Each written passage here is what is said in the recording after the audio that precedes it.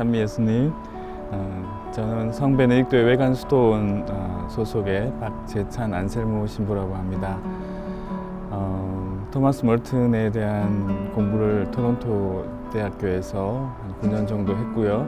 그 가운데 그 공부하는 과정에 쓴 이제 논문이 이번에 최근 책으로 출판되었습니다. 그래서 여러분들에게 이 토마스 멀튼 영성을 나눌 수 있게 되어서 참으로 기쁘게 생각하고, 특별히 아시아에서는 이런 토마스 멀튼 영성에 대해서 많이 알려져 있지 않기 때문에 이런 기회를 통해서 영성을 널리 알리고 또 함께 나누면서 하나님과 더 가까워질 수 있으면 좋겠다는 생각이 듭니다.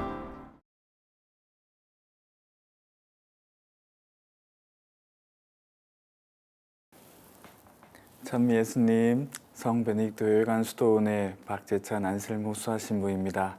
이렇게 여러분들과 함께 토마스 멀튼의 생애와 영적인 변화의 여정에 대해서 오늘 이 시간 함께 하겠습니다.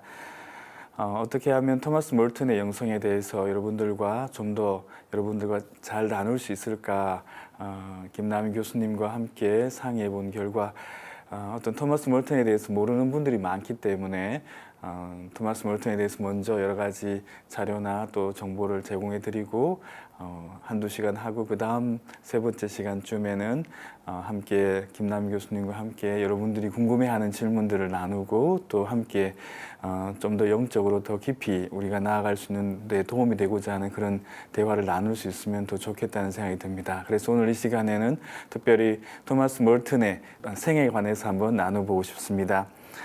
먼저 많은 분들이 이제 토마스 멀튼에 대해서 궁금해하고 또 그 생애에 대해서 7층산에서 어렴풋이나마 알고 있는데, 여기에서는 연대기적으로 토마스 멀튼에 대해서 나누기보다는 제가 좀 더 집중해서 토마스 멀튼의 영성에 있어서 무엇이 중심이 되고 또 그 생애에 있어서 무엇이 중요한지를 먼저 살펴보고자 합니다. 강의에 들어가기 앞서 토마스 멀튼이 직접 한 기도를 통해서 기도를 함께 바치면서 강의를 시작하도록 하겠습니다. 성부와 성자와 성령의 이름으로 아멘. 하느님, 저를 당신의 의지 안에 가두시고 당신의 사랑과 지혜 안에 가두시며 당신께로 이끄소서. 제가 어떤 일을 하는 가장 커다란 이유가 단지 저 자신의 만족 때문이라면 저는 결코 아무 일도 하지 않겠습니다. 저는 당신의 의지와 당신의 사랑을 원합니다. 저는 저 자신을 전적으로 당신께 내어 맡깁니다. 저는 무조건 당신을 믿습니다. 그 어둠이 어떤 것이든, 저의 두려움이 어떤 것이든 상관없이 저는 늘 당신 가까이 있을 것입니다. 당신만의 때와 당신만의 방식에 맞게 제가 모든 일을 할 수 있도록 저를 이끌어 주소서. 아멘. 성부와 성자와 성령의 이름으로 아멘. 이 기도는 토마스 멀튼이 쓴 침묵 속의 만남이라는 그 책에 나오는 기도 내용입니다. 방금 우리 함께 기도한 바와 같이 토마스 멀튼이 얼마나 하느님 중심적으로 살았고 또 생각하고 또 그렇게 해왔는지를 이 기도를 통해서 알 수 있는데, 과연 처음부터 그랬을까요? 토마스 멀튼은 처음에는 이렇게 하느님 중심으로 살지도 못했었고 또 자기를 초월해서 진정으로 하느님과 일치된 삶을 살지 못했습니다. 오히려 처음에는 무신론자였고 또 방탕한 생활도 했었으며 트러피스트 수동에 들어와서도 여러 가지 어려움들을 많이 겪었었고 또 심지어 어떤 간호사와 사랑에 빠지는 그런 체험도 했다고 합니다. 그리고 또 아빠스랑 여러 가지, 아빠스는 그 베네딕토 수도회의 장상을 이야기합니다. 아빠스님과 같이 서로 순종하며 살았어야 되는데 여러 가지 갈등들도 많이 겪었습니다. 얼핏 보기에는 토마스 멀튼은 그냥 평범한 트러피스트 수도회의 수도승이었습니다. 하지만 토마스 멀튼이 과거에 여러 가지 방탕한 생활도 했었고 여러 가지 어려움이 있었지만 회개의 삶을 살아갔었고 지속적인 그 회개의 삶을 통해서 온전히 하느님과 일치하는 체험으로 나아갔습니다. 그래서 토마스 멀튼의 이 생애를 우리가 한번 살펴보면서 토마스 멀튼과 우리가 그렇게 다르지 않다는 것을 한번 체험해 보시면 좋겠습니다. 또 토마스 멀튼의 이 생애를 통해서 여러분 각자의 생애도 한번 되짚어 보았으면 합니다.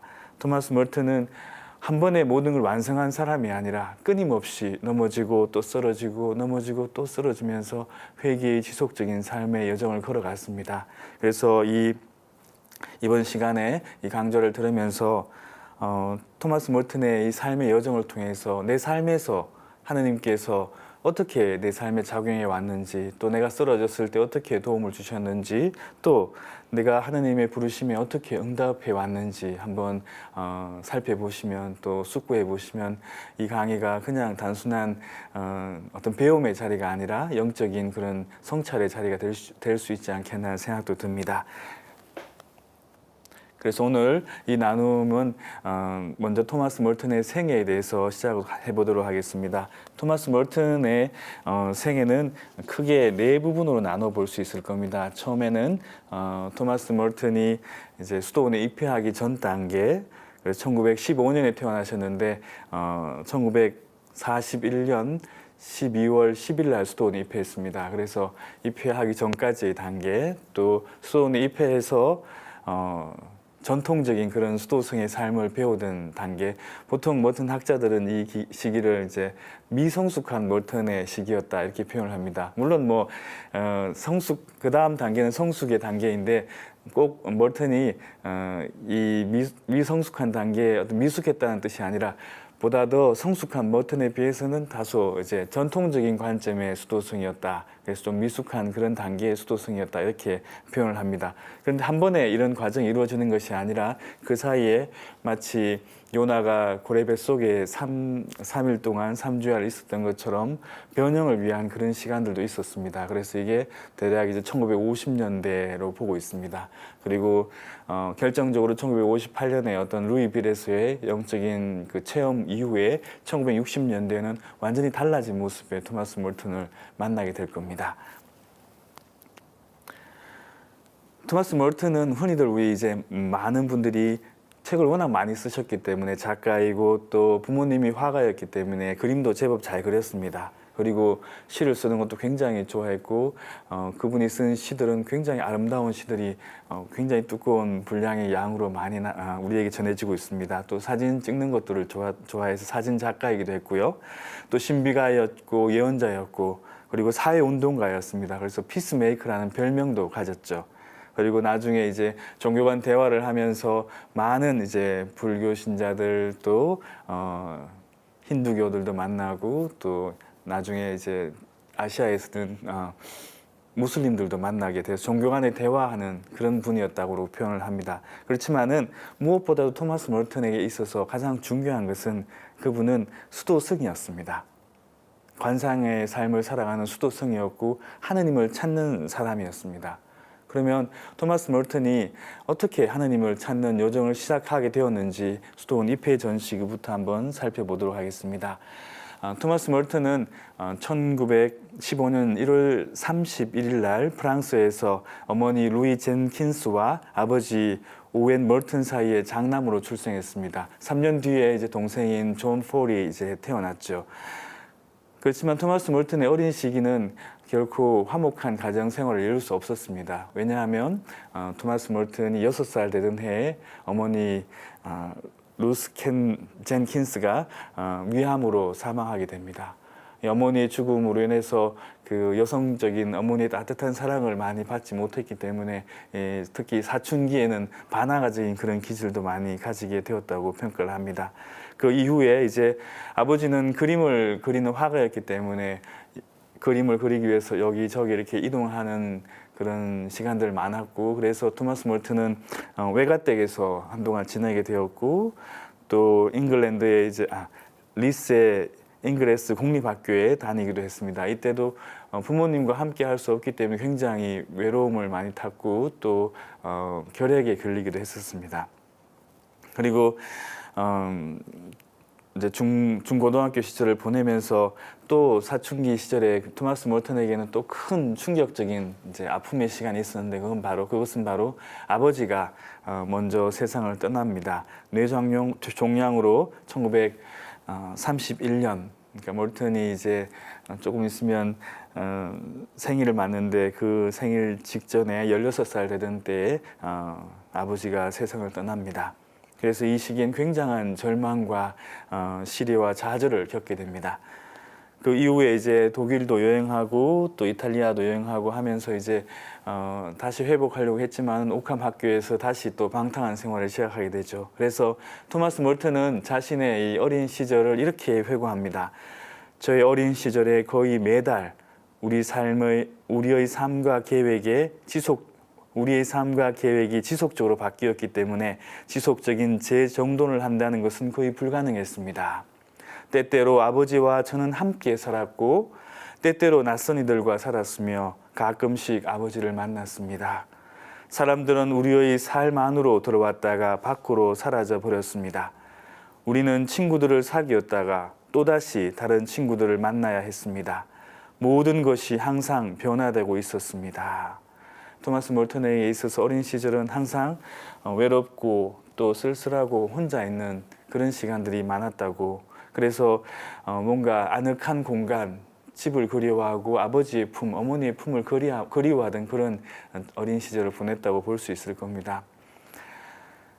그리고 1933년에 이제 캠브리지에 있는 클레어 대학에 입학했는데 이때 굉장히 토마스 몰튼은 아버지를 이제 먼저 세상을 떠나보내고 난 다음이었으니까 굉장히 이제 외롭고 힘든 이 상황에서 방탕한 생활을 많이 합니다.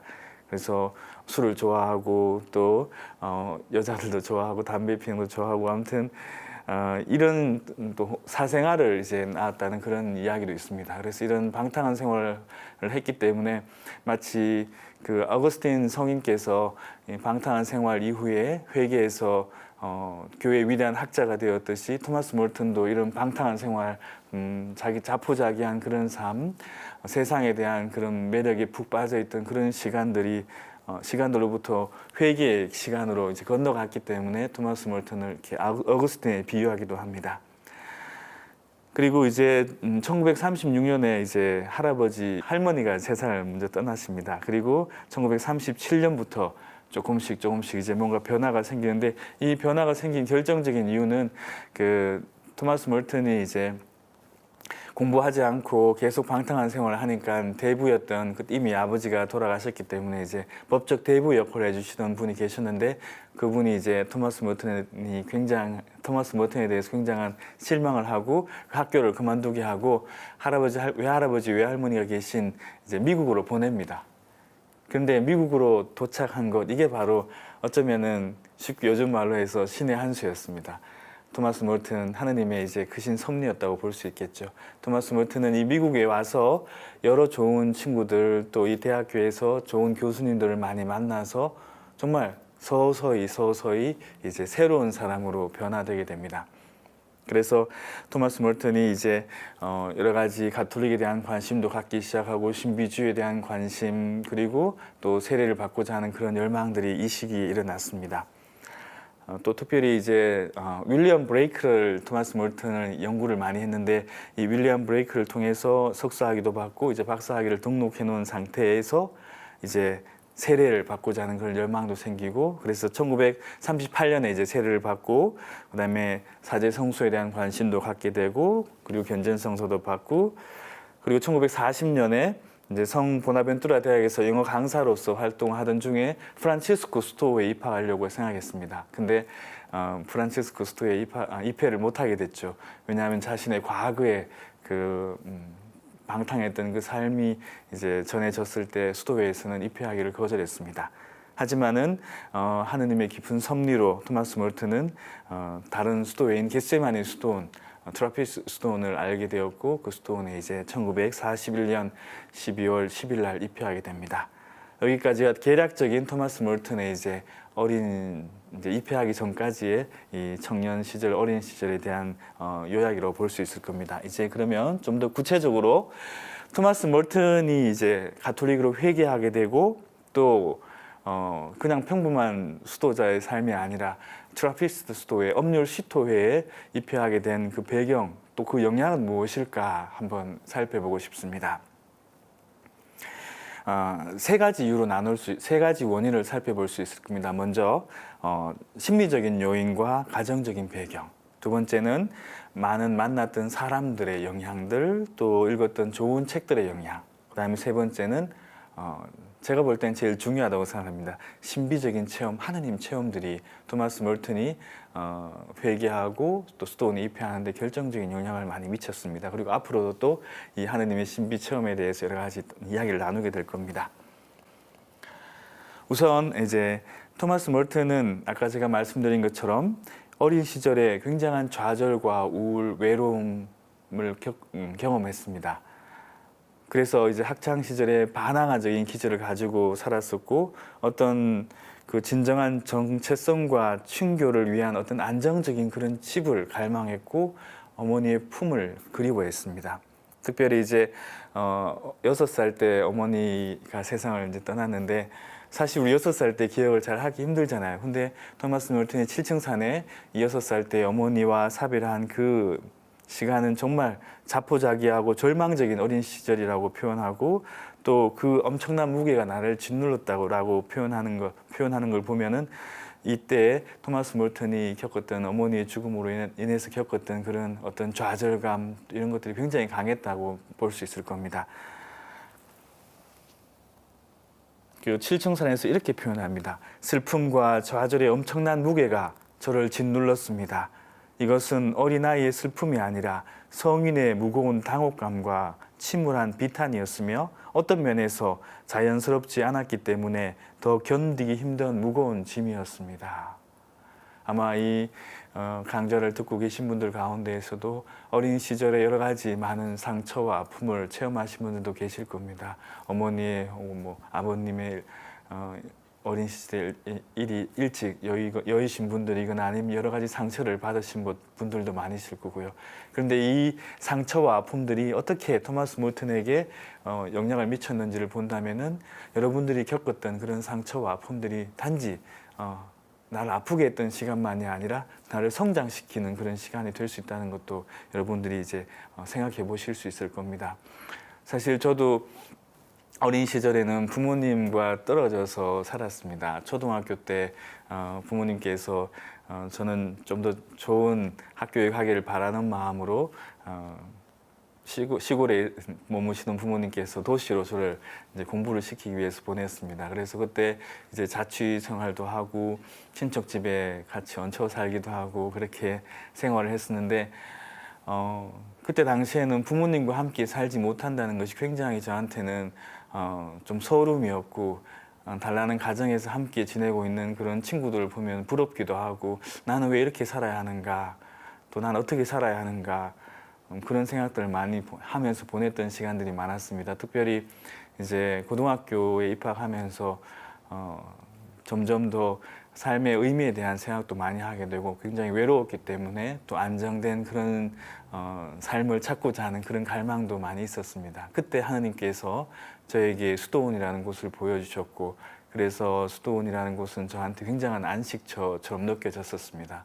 그래서 수도원의 여러 가지 그 성소 모임에 참여하면서 굉장히 편안함을 느꼈고 쉽게 수도원에 입회할 수 있는 그런 이제 결심도 하게 되었던 것 같습니다. 만약 제가 어린 시절에 그렇게 홀로 지내고 외롭게 지내던 시간이 없었다면은 수도원에 입회는 못했을지도 모르겠다는 생각도 듭니다. 그래서 어린 시절에 저에게 어떤 그런 시련이 오히려 더 성소를 하게 해주는 어떤 계기가 되었던 것처럼 토마스 몰튼도 이런 어린 시절에 여러 가지 아버지의 죽음, 어머니의 죽음, 외로움, 방탕한 삶, 또 자기 자신에 대해서 비관하던 그런 삶, 이런 삶들이 오히려 토마스 몰튼이 그 엄격한 수도원에 입회하게 된 어떤 결정적인 요인도 되었다고 볼 수 있을 겁니다.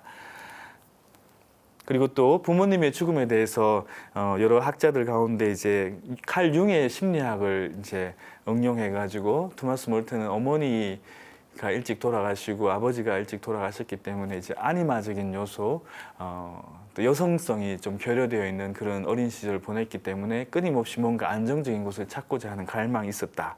그리고 아버지의 죽음은 무의식 안에서 고독을 찾고 세상을 거부하는 그 그림자의 원형, 섀도우 아르키타입이라고 그러죠. 이런 것들을 형성시키는데 원인이 되었다. 이렇게 보는 심리학자들도 있습니다. 그리고 또 토마스 몰튼이 이제 트라피스트 스톤을 가게 된 배경 중에 하나는 그 아까 제가 말씀드린 것처럼 그 캠브리지의 생클리 대학에서 이제 그런 여러 가지 방탕한 생활을 했던 것, 그래서 죄로부터 회개하고 싶은, 그래서 더 엄격한 스톤으로 들어가고 싶어하는 그런 이제 결심을 하게 만들었던 것 같습니다. 그래서 토마스 멀튼은 이렇게 이야기합니다. 우리의 부족함과 결점에 대한 이해 안에서 우리 자신을 잃어버리는 것을 배우는 것은 우리가 진정한 관상가가 될 수 있도록 도울 수 있다.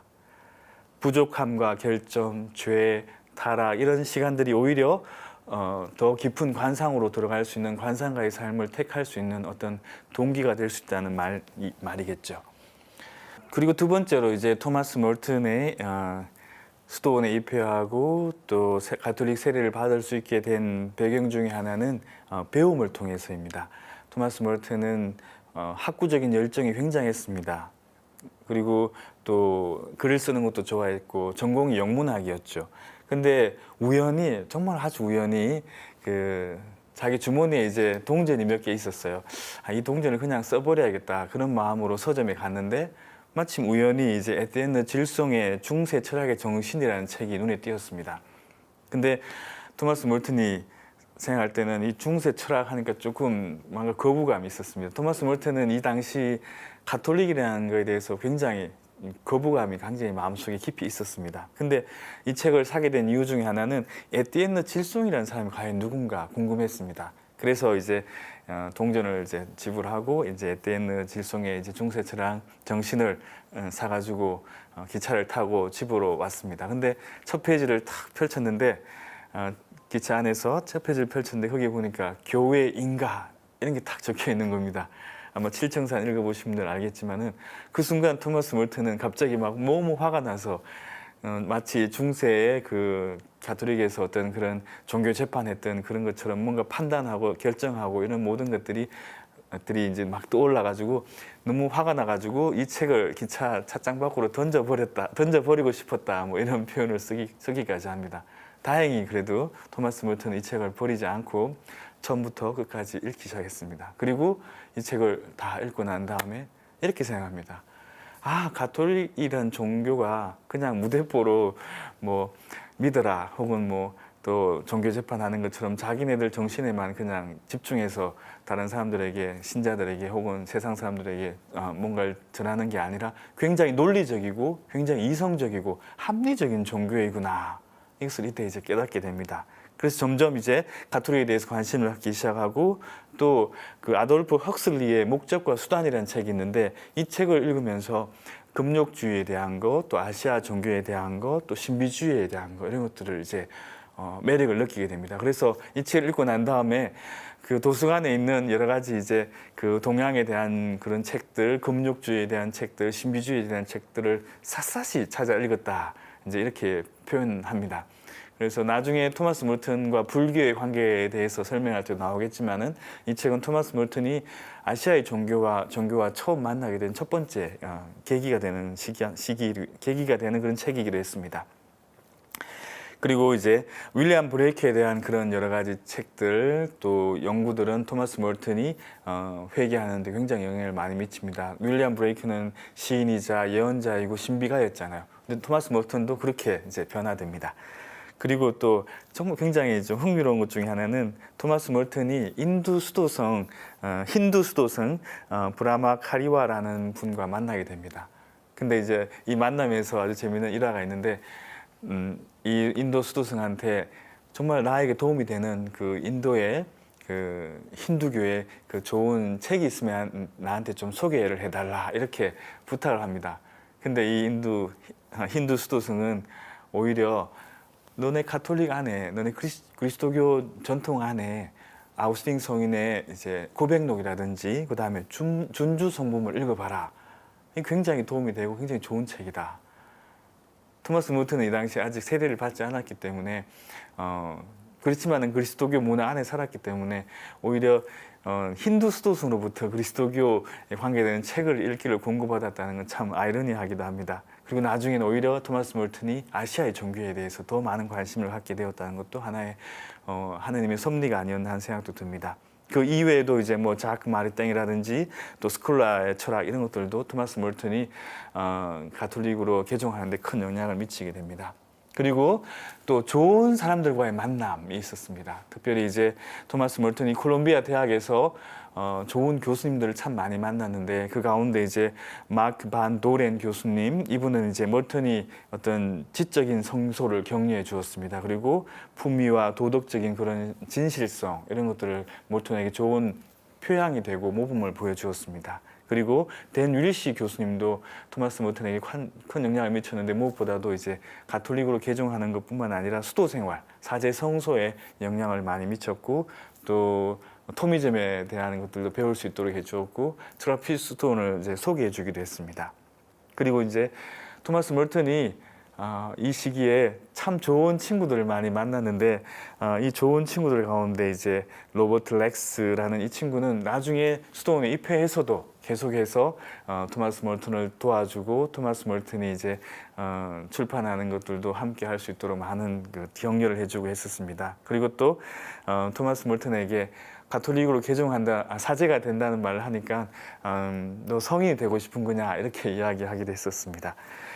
그래서 이제 이 좋은 친구들 또 좋은 책들을 통해서 토마스 몰튼은 참 많은 영향을 받았고 또 이 토마스 몰튼은 이런 이제 좋은 사람들과의 만남을 통해 가지고 가톨릭으로 점점 개종할 수 있는 그런 힘을 얻게 됩니다. 우리도 삶을 살아가면서 여러 가지 좋은 분들, 좋은 책들 또 여러 가지 좋은 환경들을 통해 가지고 하나님께로 인도될 수 있는 그런 길을 찾아갈 수도 있을 겁니다. 아마 오늘 이 강좌를 통해 가지고 이 이야기를 통해서 여러분들이 그동안 삶을 살아오면서 만났던 좋은 사람들 누구였는지 그리고 하나님께로 인도해 주었던 분들이 누구였는지 한번 살펴볼 수 있으면 좋겠습니다. 그 가운데에는 가까이 있는 지인들도 있을 수 있을 거고 또 때때로는 그 당시에는 나를 힘들게 했던 그런 사람들도 있을 수 있을 겁니다. 저도 예전에 굉장히 이제 수도원에 살면서 좀 힘든 체험을 한 적이 있었는데 어느 한 수사님으로 인해서 굉장히 마음이 무겁고 괴로웠었습니다. 근데 그때 어느 날 책을 읽다 보니까 이런 구절이 있더라고요. 너를 힘들게 하는 사람이 있느냐? 그 사람은 하느님께서 너에게 보내주신 선물이다. 그 구절을 읽는 순간에 그분은 지금 당장에는 나한테 좋은 분으로 느껴지지 않았었지만은 점점 내가 더 성숙해 나가고 또 내 마음이 더 넓어지는 데 있어서 하나의 선물로서 하느님이 보내주신 도구로서 역할을 했구나라는 것도 깨달을 수 있게 되었습니다. 그리고 또 좋은 책들, 좋은 그 책들을 통해서도 참 많은 도움을 받았는데 토마스 몰튼의 책들도 여러분들께 좀 권해드리고 싶습니다. 오늘 이 시간을 시작으로 해서 토마스 몰튼과 좀 더 가까워지기 위해서 여러분들이 이제 7층산이라든지 또 토마스 몰튼의 그 일기들을 모아놓은 토마스 몰튼의 시간이라든지 또 토마스 몰튼의 단상 혹은 또 토마스 몰튼의 그 요나의 표징 토마스 몰튼의 영적 일기로 번역되어 있죠. 이런 책들도 여러분들 읽으면서 조금씩 토마스 몰튼과 가까워지길 바랍니다. 토마스 몰튼이 쓴 책들은 굉장히 깊이 있는 책들도 있고 또 일기들, 편지들을 모아놓은 책들도 있습니다. 그래서 일상을 좀 알고 싶은 분들은 먼저 일기나 편지들을 접해 보시면은 인간 토마스 몰튼을 만나실 수 있을 겁니다. 그리고 또 토마스 몰튼이 쓴 깊이 있는 그런 영적인 서적들도 하나둘 읽어 나가시면서 이런 책들은 한 번에 이루어지지 않더라고요. 이해되지도 않고 여러 번 읽고 또 읽으면서 하나둘 점점 토마스 몰튼의 영성으로 들어가 보실 수 있을 겁니다. 오늘 이렇게 처음 토마스 몰튼의 이제 생일을 소개해 드렸고요.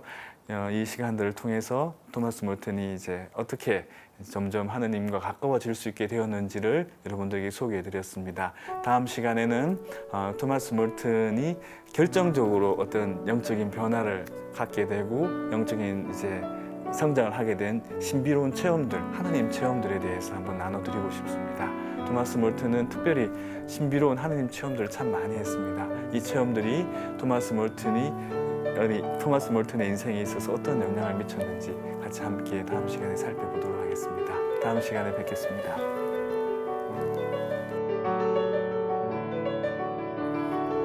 우선 우리가 이제 한 명의 인간으로서 태어나서 그 인간이 이제 자라고 성장해서 이제 나중에 늙어서 또 죽게 되는 그런 이 삶의 여정이 있어요. 근데 그 여정 가운데 우리가 본래의 삶의 모습, 본래 하나님께서 창조했을 때 그 인간의 모습, 그 모습으로 되돌아가는 것. 그게 바로 이제 그 토마스 몰튼이 이야기하는 그 뉴맨, 새로운 사람이 된다는 그런 정의예요.